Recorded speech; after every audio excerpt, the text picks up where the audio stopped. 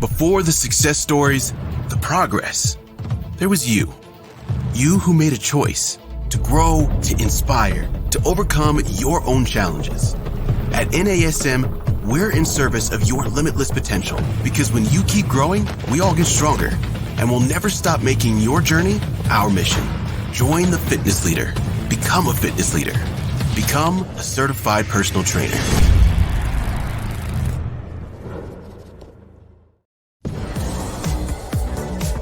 You're listening to Random Fit with hosts Wendy Batts and Ken Miller, winner of a Gold Markham Award for Digital Media.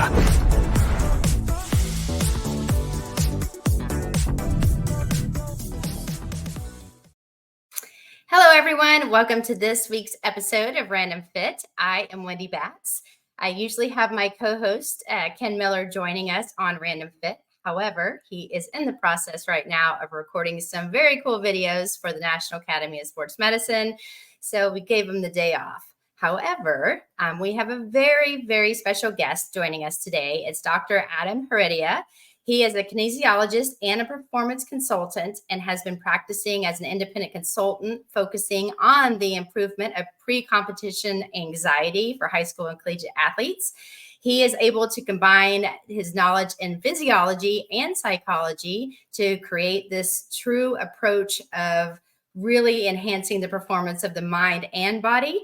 So I would love to bring Dr. Adam in and let's ask him some questions. Hi, Adam. How are you? Good. Excited to be here. Thanks for having me. Thank you so much for joining us. And I know our audience is going to love hearing more information. We don't usually have someone like you on our show because, we talk a lot about exercise, which I know obviously you have your master's in kinesiology. So the fact that you can combine what we do as personal trainers and coaches and then bringing the mental aspect into it, I think, it's going to be a good show. I hope so. Well, no worries. Right. I'm going to go ahead and I want you to be able to talk a little bit more about your story. Tell us a little bit about your background and how you became a mental coach working with athletes and how you kind of switch gears from just training to this. It's kind of a weird, selfish journey. Initially, it all started in high school. I just fell in love with strength and conditioning and bodybuilding. That was just super fun to me. So eventually I got my master's in kinesiology and went on to start studying sports psychology. What got me into sports psychology was I was the head personal trainer at a rehab and addiction facility. And I started noticing a lot of positive trends and outcomes for people recovering from drug and alcohol abuse. If they stuck to an exercise program. So my initial goal was exercise adherence. How do we get people to stick to exercise programs? Fitness psychology wasn't really a thing. It's not a big, and even now I've searched for programs maybe like last year or two, and there's not a ton of fitness psychology programs. So I took on exercise psychology and got my hands on some consulting opportunities. And ever since then, I've been consulting younger athletes, college, high school, and even some master athletes, even some individuals in neurological populations that used to be athletes and are working on, dealing with different identity changes because they can't necessarily do what they used to do. So it's kind of a weird journey to get here, but it all started with the love of exercise and sport, basically. I love it. Well, I know, as speaking for myself, back in the day, I could get up and go for a run. Now, if I do that, my body's like, nope. So there are some mental challenges and changes that you have to do, especially with the aging population. That is for sure. Can you tell us about some of the changes? Like, what are some common mental challenges that the athletes face, both when you're training them and then right before competition? The number one thing in training is making those training sessions as effective as possible. I feel like some individuals will go into their training and they're not focused on the specifics of a technique or skill development, and they're just kind of going through the motion. And I showed up to training, that counts for something, check that box. and then let's just go into the competition and hope for the best. That's one of the issues, is not focusing on high quality training sessions. Other one, big one that I work with a lot is pre-competition anxiety. I get a lot of slow starters. And this is just recent within the last year. We're getting people that are coming in describing their initial play in their competition, whatever it is, whether it's baseball, it takes them the third inning to get comfortable, or that first or second play in football, sometimes the first quarter, second quarter. And it's just about, they're just feeling tight. They describe themselves as tight, inability to focus on one thing. And yeah, so those are the two that stick out of mind when you talk about training. And having high quality practices is so huge. The preparation is everything. So I would say those two things stand out the most. So how does mental training complement the physical training for your athletes? I think it makes it more effective. I cue a lot of attentional self-talk. So imagine that you're mentally talking to yourself through a specific technique that you're trying to focus on. So something like that, just working on technique-driven self-talk in practice, and it enhances the focus, that it enhances where you put your physical attributes. So that would be one way, just making the intention higher. So going back to the training, I think it can increase the quality of training sessions in one aspect. Also, you practice your mental skills in training. So when you start to feel your focus lose, maybe you're someone who has issues focusing on one thing at a time, high stress, anxiety, you start utilizing your breath work to lower your physiological arousal and be able to focus more in practice. The more you do it in practice, the more likely you're going to do it in competition.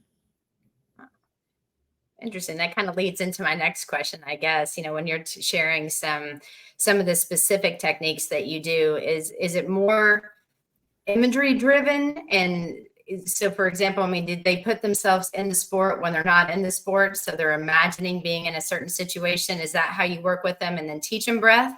Or what other strategies and techniques do you do in that situation? So imagery, yes, is going to be done more so outside of the sport. You can do it like leading up. Obviously, they're going to be focused on things specific to their sport when they're in it. When it comes to imagery, I tend to use it as kind of like in combination with reflective practice. So I like to recommend my athletes take a look at their training sessions, take a look at their competitions mentally, and try to identify areas of where things went right, where things went wrong, and then make those corrections, apply those to the next practice or competition. So yeah, it's going to be done outside, more of like a reflective practice. Another common way to use imagery is for relaxation, which I don't tend to teach too much. I'm very technique and skill specific, because if you can repeat a play that went wrong and you can be as vivid as you can with your imagination, it's likely you can create a new image with your imagination of you doing something different. So it kind of gives you that baseline to develop a new motor skill or a new response in that scenario. Interesting. So as you know, and the reason why I know Dr. Adam here is because I've actually sent him one of my athletes. I work a lot with tennis players at the collegiate level as well. And one of the common things that I hear, and again, that's why you always want to have those experts that you can send people to, is some of the struggle is they go through training, they're prepping, they're doing great in practice, and then they will go out, they're in competition. Let's say they win the first set and then they start not doing as well in the second set. How do you teach them to immediately change their mindset? Because it's very fast. You've got, it's a point, you're up, you're up to serve and the serve isn't going well. Let's say they if they're the ones serving, let's say they had a double fault. How do you teach someone immediately to change that mindset? It's difficult, and it's anything but immediate because it takes practice, right? So it could take months of rehearsing and trying to do it in practice and then getting it down in games. But it's getting to notice yourself more effectively, developing your awareness, noticing the signs and symptoms of, starting to lose your focus, or when things are becoming, I don't want to say hopeless, but some people do describe it that way, where you start losing your control, you start losing your focus. So noticing those early signs and symptoms, and then having something to go to. Like, for example, in between a football play, you have these dead space where you're just kind of standing there. Well, I just say you have a football player that's screwed up 5 times in a row. He's just messing up plays left and right. He needs to have something to go to, whether it's breathing and refocusing on the upcoming technique, some sort of reset. And that could be self-talk. That could be visual cues, like where to put his eyes up on the upcoming play. I personally like talking to yourself and remembering always to come back to your technique. Tell yourself what to do, 1 or 2 words, very simple, very basic, but it all starts with awareness, identifying those early symptoms of starting to lose that sense of control, lose that focus, and not letting your opponent get too far ahead of you. Oh, 100%. And those of you guys that are just joining us on Random Fit, myself, Wendy Batts, you'll notice Ken Miller's not here. However, we have Dr. Adam Heredia joining us today, and we're talking about mind over muscle, really trying to improve athletic performance through mental training. And I think, Adam, you bring up a really good point. And starting out, I know as a personal trainer, as a coach, one of the most important things that we can do in the very beginning and the initial consultation is to go through goal setting. We talk about SMART goals. We want them to be measurable, specific. We want them to be attainable. That's a big one. Realistic, timely. When you're working with your athletes, again, I know that you've got the performance side of it that you're also able to do with these individuals. How do you work with the goal setting mentally for these athletes? Yeah, very much along the same lines. I often compare physical training and mental training very, very similarly, but it's still SMART driven. And a lot of them, depending on the experience of the athlete, the goals are going to be less. If someone is more experienced, they already have a good idea of what they want to work on psychologically. So if they've been doing a sport 15 years, and they've likely worked with someone if they're at a higher level of competition. So though goal setting is very straightforward to them. I want to decrease the amount of negative self-talk going on in my head. And that's like a very, very specific goal. Whereas someone who is newer to the sport, maybe high school freshman-ish, they're not going to have a lot of goals. So for them, it's going to be laying down the foundation of what mental skills are, teaching them general psychoeducation. And I like to think of it this way. So like you have your different spectrums of what psychology can do, right? So you have and then I'll give the physical analogies too. Sorry, I'm ranting a little bit here, but you have you have your general psychology, right? So that's getting back to a healthy level. And then that's your physical therapy in the physical world. It's getting back to a functioning physical level. You have your maintenance, which is practicing your general healthy habits of psychology maintenance, right? So maybe it's exercising, eating well, opening up to your partner, and things like that. And then for us, it's general exercise on the physical side. 150 minutes of exercise a week is a standard recommendation. And then you have your strength and conditioning is the physical side of performance, and then your sport performance psychology.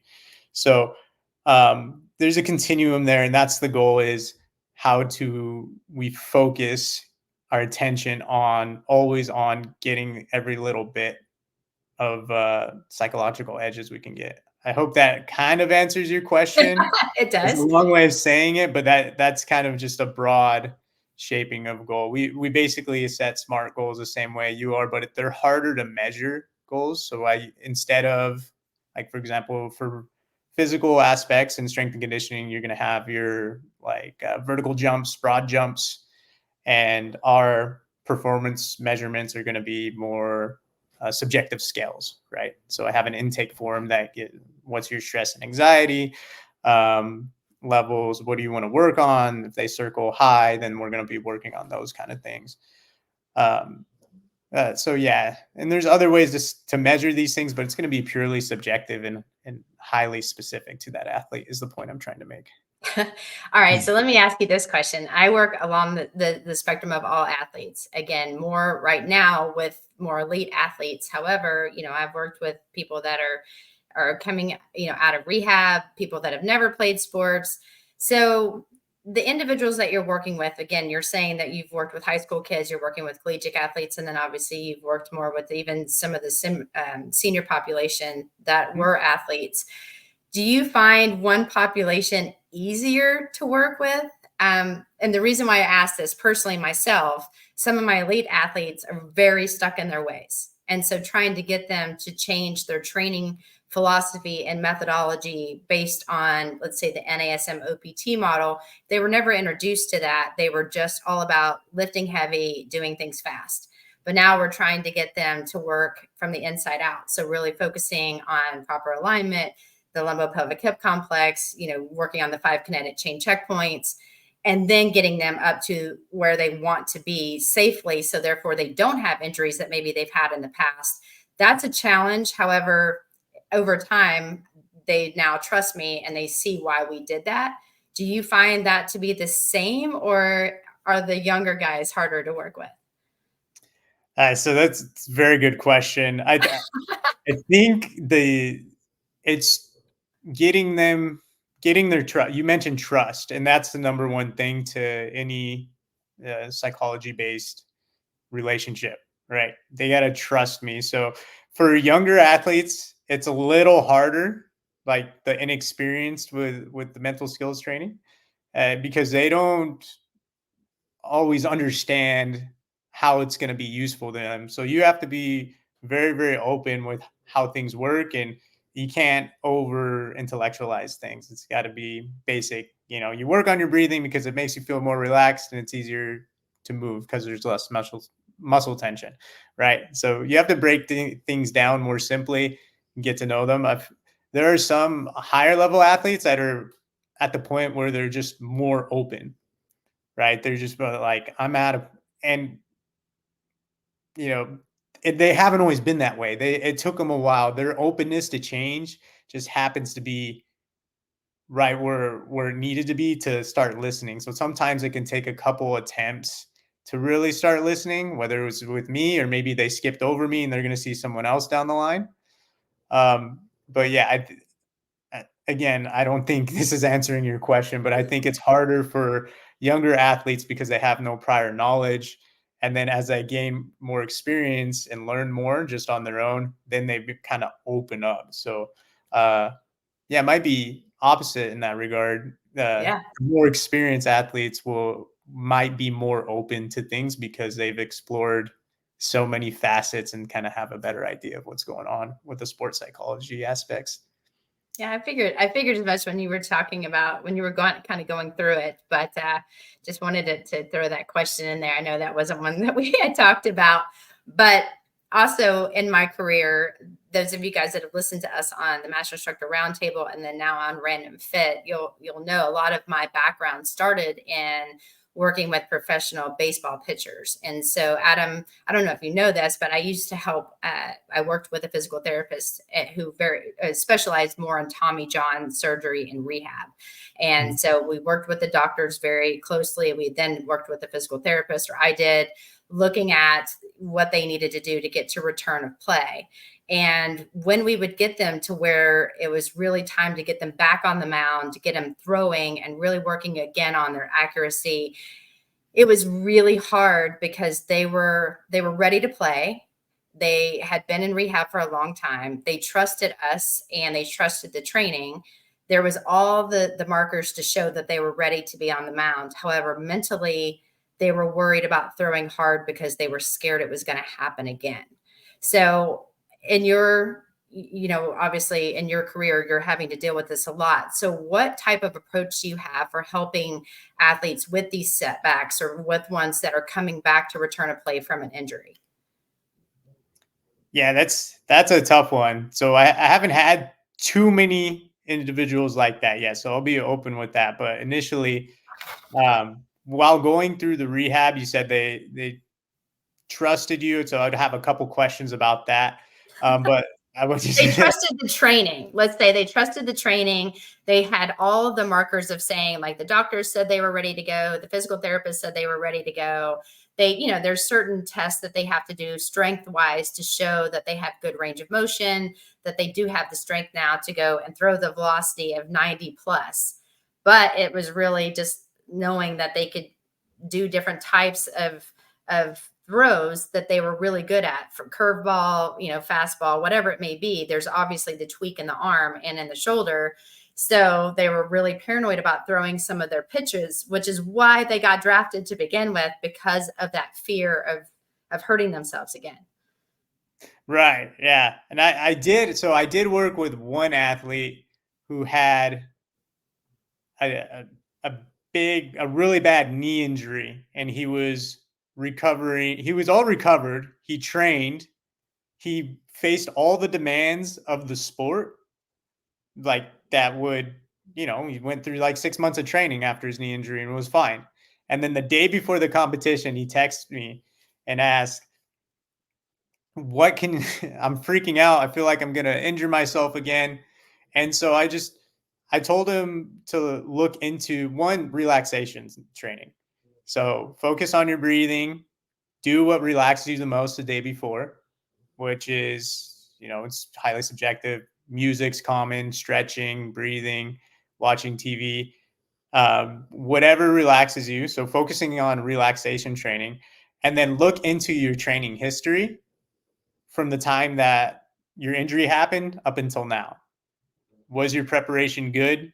How did you fare in your training? Because I'm certain, did a lot of your players go through a game-like practice or training demands, right? No.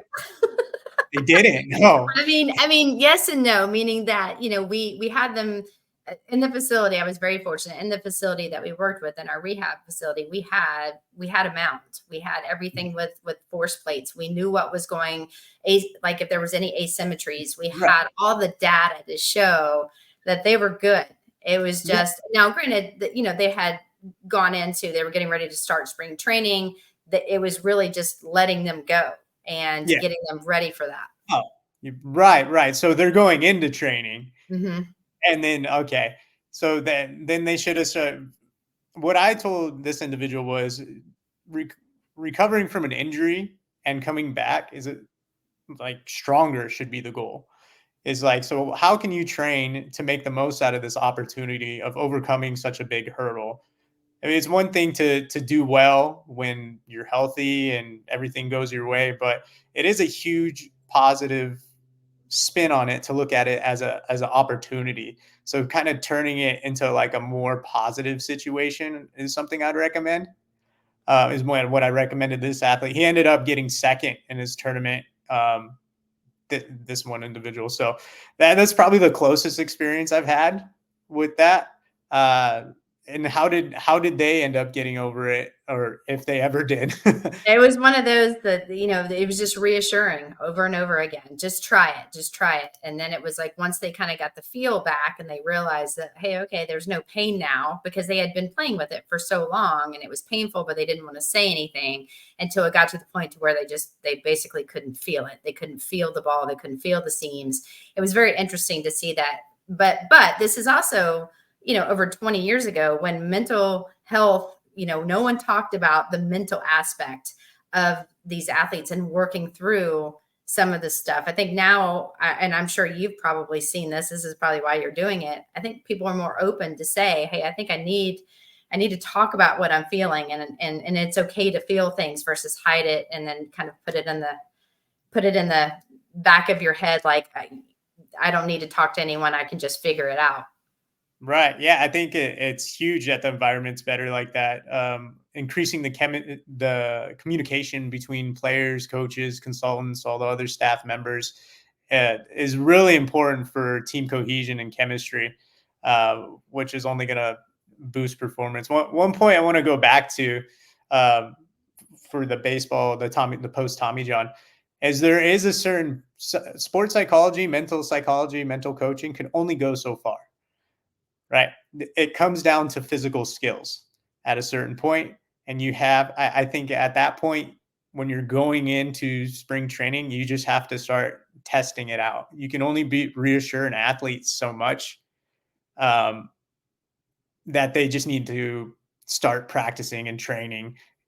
And they're going to be scared and fearful. And it's okay to be scared and fearful as long as you're keeping things moving forward. That's one of the scariest things, right? Coming back from injury for the first time. Having, from personal experience, I've done it twice, actually. So I tore both my pecs and returned to submission grappling. I do that in my spare time. I don't compete anymore, but the one thing I picked up from that is trying to make your rehab your new sport. What you did training wise for your sport, right? Your focus, your hyper focus, your training, your exercise adherence, your technique development. You apply that same mentality towards rehabbing, which your examples were a little further along. They were already further rehabbed. Yeah. We had gotten them from the beginning, but there was no talk about actually return to play at that point. We just wanted to make sure we got range. It's the typical things. We needed to make sure that there were certain markers that we had in range of motion and strength.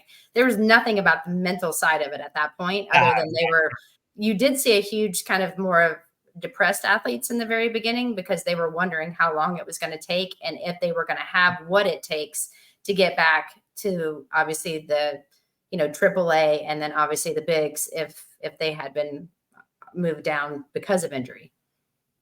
Yeah, know what anytime we talk about injury and recovery, I think of Adrian Peterson. Did you hear about a while ago? Mm-hmm. Long time ago, right? The kids won't know him. Why don't you give a recap so those that are listening know when you're talking, because I know exactly what you're talking about, but others may not. I forgot the specifics of it, but he tore his ACL, really bad knee injury, and then he rehabbed like a superhuman and came back ridiculously fast. Do you know the timeline on that, Wendy? I'm not sure, but it was very fast. I think it was like much. I don't know the timeline on it. I used to know it, but he came back and was just like stronger than ever. But darn well, he just put on his athlete mindset and had this resilience about him. Was like, I wonder if I could come back stronger. Mm-hmm. And I think that's a mentality you have to when you first get injured. If you want to, have confidence at the end of your rehab, right? The goal is always return to play for most athletes, unless it's extremely catastrophic. But I think it's important to get that mindset early in the rehab process. Because like you said, then you might have some confidence issues at the end of it. I think that can help avoid those return to play fears of re-injury. So Adam, can you talk about what are some of the signs that an athlete might be struggling with mentally, especially we're talking about obviously health issues, but how do you address these concerns, especially if you're not you and you don't have a background in this? How would a trainer kind of know what to look for to either say, hey, I had a father call me and say, I think my kid needs help. I talked to the kid. I called you. That's how that worked for me. I had someone say, listen, I know that he needs this. But if you don't have a father that's calling and saying this, or a coach that's approaching you, what should a trainer be looking for? And then what should they do? Yeah. So, one of the first things is severe changes in behavior.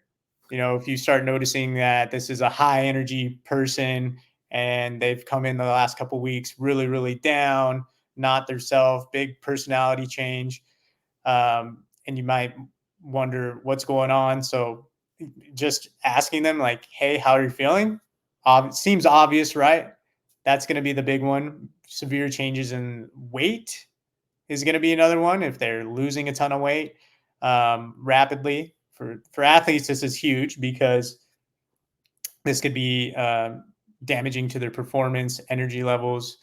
It's also a sign of stress, right? When people lose weight, they're not eating as effectively, and they need that fuel to kind of keep going. So that's one of the big changes, but also just general decrease in performance. Whether it's like one of your personal training clients or one of your athletes, if you start noticing that their focus is off and they're not executing movements that they've been able to do previously, or maybe they're not making plays that seem like very easy textbooks plays for them. All these little changes can kind of, add up and point to some sort of mental issue. For myself, if I notice anything severe where they're not enjoying, their sport as much or not doing things that they usually enjoy doing, I'm not mental health.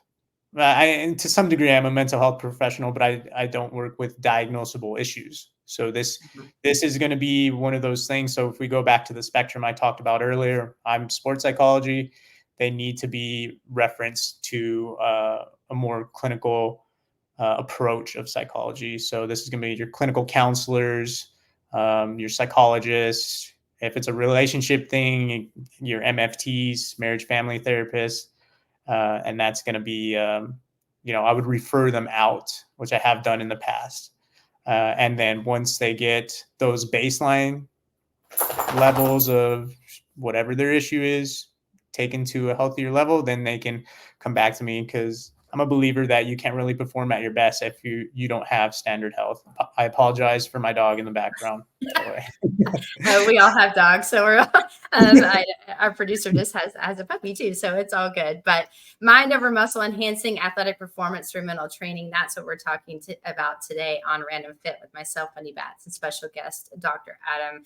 Adam, I have one more question I have a couple more questions, but I will wrap it up soon because I know you're extremely busy. But can you just provide some tips or best practices for personal trainers who want to incorporate mental skills, like their training, into their programs? Because I know there's a scope of practice, obviously, with what you do. You take it above and beyond. But if we're working with our clients and we know that they're having some struggles, they're not going to go talk to a mental coach. What are some tips that you can provide? Or if those of us that are listening are struggling themselves, what can we do for ourselves to kind of get us over that hump? Yeah. So I think, and this is going to be extremely philosophical, and it kind of threads through my consulting work, is allowing your client, or if you're, someone working on fitness yourself, take responsibility for your training. Would be probably one of the best things you could do, is allow them to take responsibility for their training and promote autonomy as much as you can, just so that everything is up to you. If something goes wrong, you can change it. If something's go right, it's your responsibility. You did it. Hooray. Good job. You can utilize some mental skills training if someone's not showing up for sessions or having issues with stress and anxiety and they feel they can't attend sessions. You can utilize some breath work. I like teaching breath work with my clients. And it's very, very simple: diaphragmatic breathing, 5 minutes a day. Or I'll even lead my personal training clients. This is outside of sports psychology. Through progressive muscle relaxation protocols. And that kind of just helps them, gives them a sense of control when they're anxious and stressed and unable to focus on things. I think we're a society that's severely overstimulated with the amount of content we have access to. So most of the people I see, athlete, client, myself, are severely overstimulated and need to work on turning down the stimulus and just kind of disconnecting, if you will. So yeah, the number one piece of advice I get is responsibility and utilizing some relaxation as well. I love it. Well, so Adam, what would be, if you had to kind of leave us with one final thought? Again, responsibility. I know that's a big one, taking ownership of how you're feeling, identifying things that may not be going your way and trying to find solutions to make things better and ways to cope through that. But if you had to leave our audience with some final thoughts, what would those be? Put me on the spot here. I used all my good stuff already. Yeah, well, I can try to fluff something in the meantime, but I think you got this. Yeah. So yeah, going back to, I mean, responsibility is huge, and the tenet of that is that there's always a choice to be made. Um, and one of the things when I'm work with my athletes, with my customers as well, something to kind of help make decisions in terms of like what you have in your head, coming in and out of your head. Try to figure out what's productive and what's not productive, what's going to bring you to your goals, and then focus on that. It seems very simple, but a lot of thoughts are going to come in that aren't productive to our goals, and you can't turn them off. There's no such thing as turning things off. It's okay if they come in. Just let them go and redirect to something that is productive. That I don't know if that's good enough for That's perfect. responsibility. Too much. And so, Adam, again, I found you through a very a mutual friend that we have, someone that I love dearly, respect a lot. He was able, because I called and said, "Hey, I need somebody to help me mentally with my athletes," and you've been so far phenomenal, and I really appreciate you coming on to Random Fit to kind of talk through some of the stuff that you do with my athletes as well as your own. But if people want to get a hold of you or find you, can you give us your contact information? Yeah. So I'm working on a website right now. It's not up yet, but I do have an email up.